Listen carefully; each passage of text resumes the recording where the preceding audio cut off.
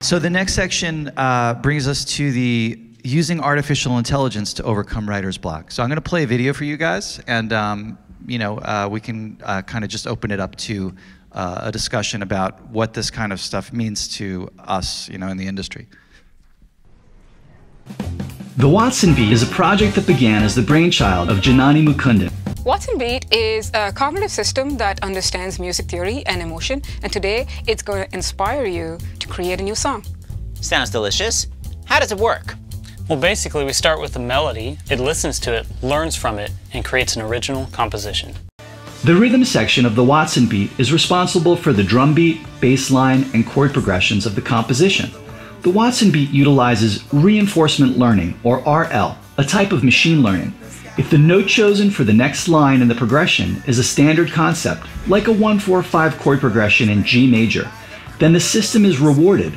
And if the next note is odd, in a music theory sense, then the system is penalized. This method steers the RL agent to imitate, with a sense of randomness, a rhythm and progression for the composition. The melody is derived using the human-provided simple input melody, which is passed to the Watson Beat as a 10 to 20 second MIDI file. Using machine learning, this input melody is used to train what is called a deep belief network, or DBN. The resultant machine learning model then outputs music that uses the world of the input melody as a sort of framework and randomly generates melodies inside the rules of this framework. The Watson Beat creates a whole directory full of MIDI files. To listen to the music assembled by the Watson Beat, you must load the MIDI files into a digital audio workstation, like GarageBand, apply a virtual instrument to each track, and mix the tracks to create an MP3 file with all of the various instrumental layers. This is exactly what I had students in my music production and AI class do. Here are some examples of the music they created using the Watson Beat fed with the chorus melody of Aerosmith's song, Livin on the Edge.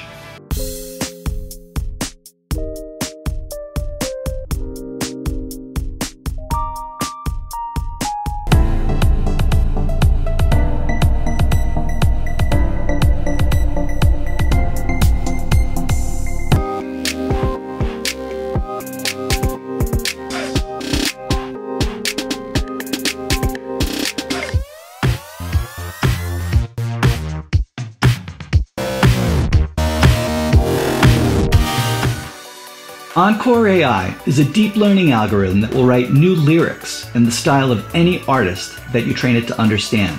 It is the brainchild of 4 computer programmers, Matt Cooper, Sahil Koja, Samir Koja, and Michael Gillett, who took first place in Best Machine Learning Hack at Hack MIT in 2016. Encore AI uses machine learning to create a long short-term memory, or LSTM, neural network that reads all of the lyrics of any musical artist. The network learns the style of how the artist writes, the context of the words, the rhymes, and even line and stanza breaks. Given a seed word or phrase, it will then generate a new song in that artist's style. For this example, I fed Encore AI all of the lyrics from Aerosmith's catalog, including songs they had covered but not necessarily written themselves, like Beatles' Helter Skelter. Here are some of the more interesting phrases that Encore AI wrote. Imagine the power of a songwriter being able to walk into a writing session with a major artist that has a comprehensive catalog and to be able to offer lyric ideas that have been reimagined from that artist's own repertoire. Now that is truly collaborating with artificial intelligence.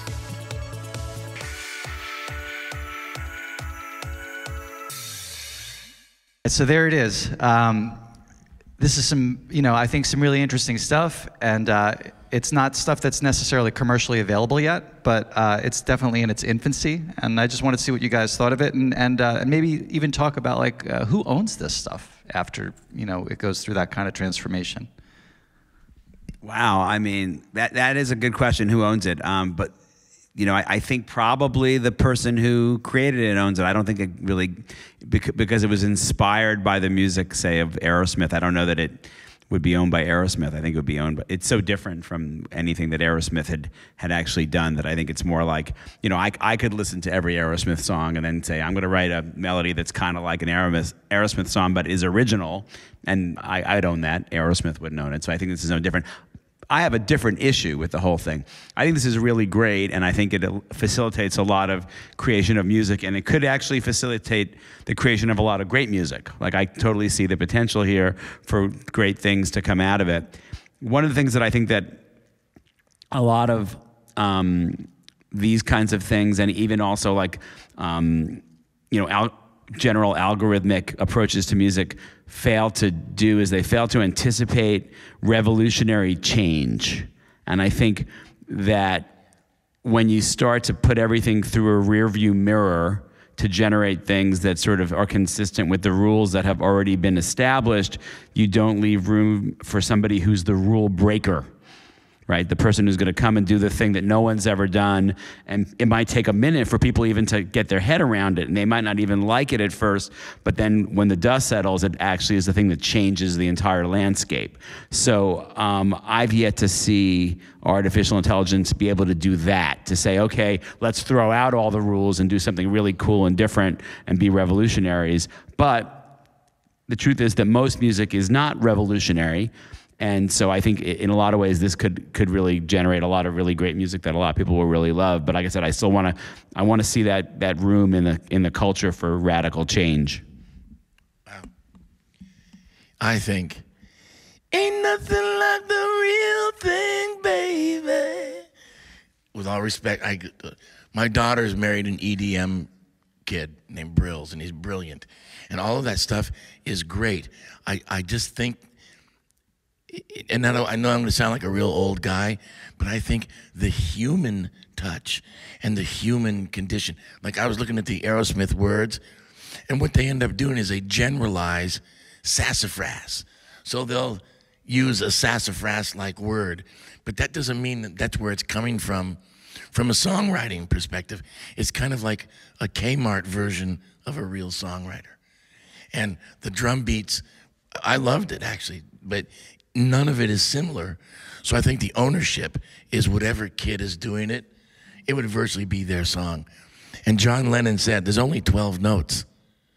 That's it. So we're all kind of borrowing from each other. Like Steve said, it's not a matter of being so, if you look at every song in the 50s was C, A minor, F, and G. They just revamped the chords with a different melody. I think this is a wave of the future, but I think what we're missing now is someone sitting on a stool, not saying something that a computer gave him to be clever, but like the kids that were sharing their songs, that's coming from the inside out. And with all respects to technology, because I know that's like, Instahole and FaceWad and all that stuff is important, but if you're really the guy singing your heart and soul, to me, that's the important thing. I thought that was amusing and cute, but I'd have to hear somebody do something like that that's so good that I would be blown away, like hearing Led Zeppelin's, "Hey, mama, the way you move." Let the computer throw that one out. You know what I mean? And I'm not being negative. I just think that's the wave of the future. But I really think songwriting is an art form that comes from your heart and your soul. And computers are close. It's like they did this with drum programming. The drums are on a grid and they're just like never off.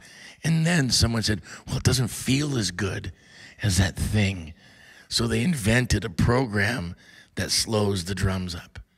Now, that's not like a guy feeling it and looking at the other players in the room and going downbeat. It's a program going, I'm doing this, now I'm gonna do that, and then I'm doing this. So even that's programmed. And I'm just thinking, you gotta have like a real groove. And if you have the other thing, like, Bruno Mars, Uptown Funk It Up, that was all track stuff, but his vocal was dancing all over that track in tempo. And you can't put that in a computer and have that be recreated. God-given, no matter what you believe in, God, Buddha, Krishna, whatever, that's a talent that's coming from somewhere else, to me. I think that that's extremely insightful.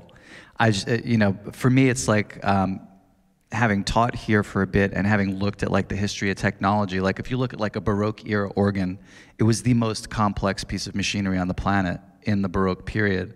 I'm not suggesting that this would replace a human being. I'm suggesting that it's it's going to be a collaborative process between a human and just like technology has always been, that we'll be utilizing it, and it's going to be a level playing field, and then it's going to be interesting to see what comes out of it in collaboration. Yeah, because I agree with you. Yeah. The heart part of it, whatever that means. Anything else that you'd like to say about that, or? No, I think you're right. I think that people have always used the state-of-the-art technology to make music. 60, 70 years ago, the electric guitar was a new invention. And it was really exciting when it was on records. Oh my God, this is the thing I haven't heard. Now it's a 70-year-old technology, and it's not surprising to me that like the electric guitar has actually fallen quite out of fashion in pop music because it's just not the new thing anymore. And the kind of sounds you can make with machines now are kind of just more different, more new sounding than what an electric guitar did.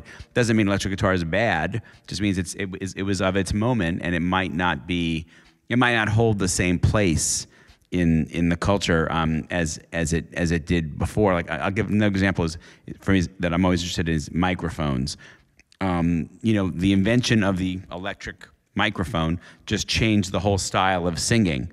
Before there were electric microphones, everybody who made a record like really shouted the lyrics because you were singing into this big horn that was recording your music, and you had to kind of just be real big and project to be heard. And then when the electric microphone happened, people started what they called crooning, that kind of thing, right? Singing kind of very low and slow, Bing Crosby, I'm dreaming of a white Christmas, right? Which you couldn't do before there was the electric microphone. So the existence of a new technology actually changed the form of the art itself in response. So I think that clearly and inevitably artificial intelligence, when it starts to be used more commonly in the creation of music, will in fact change the shape of music. It won't just be derivative of what's gone on, but in fact a different way of thinking about what a song should be will emerge, the same way that a different way of thinking about singing emerged when the electric microphone happened. And by the way, a different way of thinking about singing emerged when auto-tuning happened. When auto-tuning first happened, it seemed like a kind of cute gimmick